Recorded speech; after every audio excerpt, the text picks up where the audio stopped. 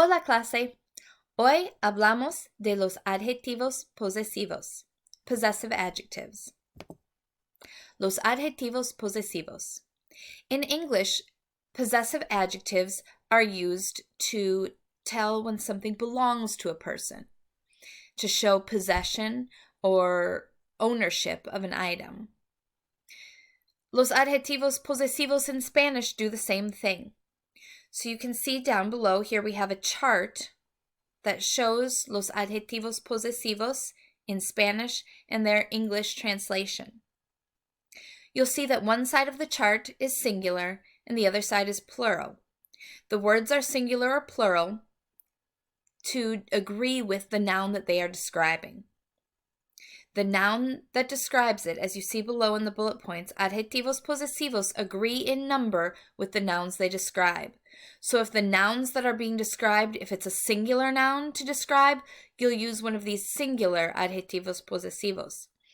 If you use a plural noun, you'll use a plural adjetivo posesivo. Note that the adjective itself is not talking about a singular or plural person.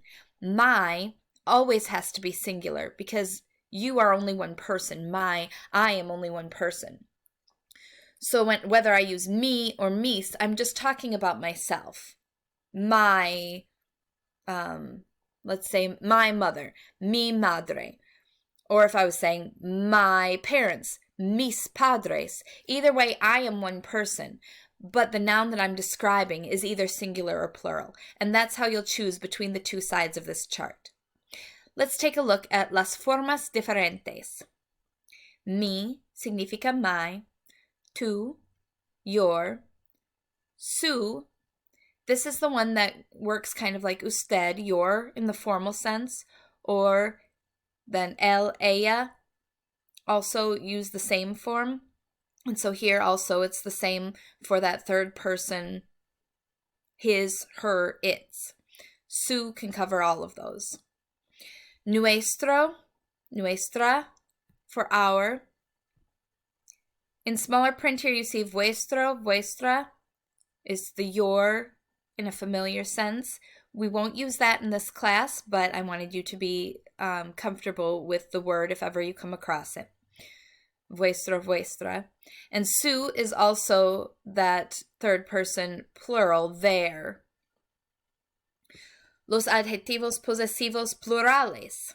Mis, tus, sus, nuestros, nuestras, vuestros, vuestras, y sus.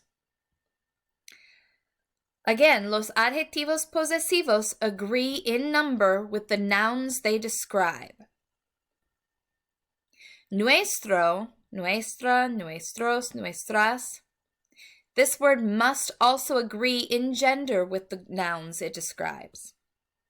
None of the other words are gendered. Mi, mis, tu, tus. There is no gender there. But nuestro and nuestra have different forms for el masculino, nuestro, nuestros, or la femenina, nuestra, nuestras. And so therefore you need to determine the gender of the noun before you can choose which form of the word applies. Vamos a ver unos ejemplos. Aquí son los ejemplos. Here are examples. Es mi tía. She is my aunt.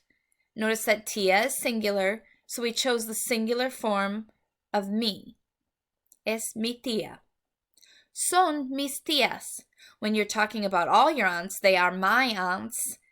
Here, tías is plural, and therefore mis must also match tías. Even though I am only one person still, I need to choose the plural form of this word to match the noun it describes. Mis tías. Es el cumpleaños de tu madre. It is, here it should say your mother's. It is your mother's birthday. Literally, it is the birthday of your mother. Es, it is, el cumpleaños, the birthday, de tu madre, of your mother. Here, the mother is singular, so we chose the word tu. If it was maybe your sister's birthday, las hermanas, then you would have to choose tus hermanas, because that would be plural. So that is how you choose between tu and tus, as we saw with me and mis. Let's take a look at the word su. Here it says, su hermana es mayor. Your sister is older. Or now su su has a variety of meanings. His, her, its, your, their, all of those are possible meanings for that word su. So as you can see in parentheses here, it says needs context clues to specify. When you're talking to someone or when you're reading the word su in a paragraph, then you're going to know who they're talking about from other things they've said, or it will be specified in another sentence. But here, when it just stands alone, it could have any of those meanings. Nuestra abuela tiene 70 años. Our grandmother is 70 years old. Nuestra abuela. Since abuela, grandmother, is feminine, we chose the feminine form nuestra. They're also both singular words. Here's where gender and number both apply. Now in the next example, nuestros abuelos viven en San Francisco. Our grandparents live in San Francisco. Nuestros abuelos match, both are plural and masculine. Abuelos, plural, and it's masculine because it refers to both grandma and grandpa. And nuestros, again, is a match. It's masculine and plural to match the word that it describes, no matter who the our is referring to. If you have more questions about los adjetivos posesivos, you can always contact me. Otherwise, we'll continue with our activity for today. Hasta luego.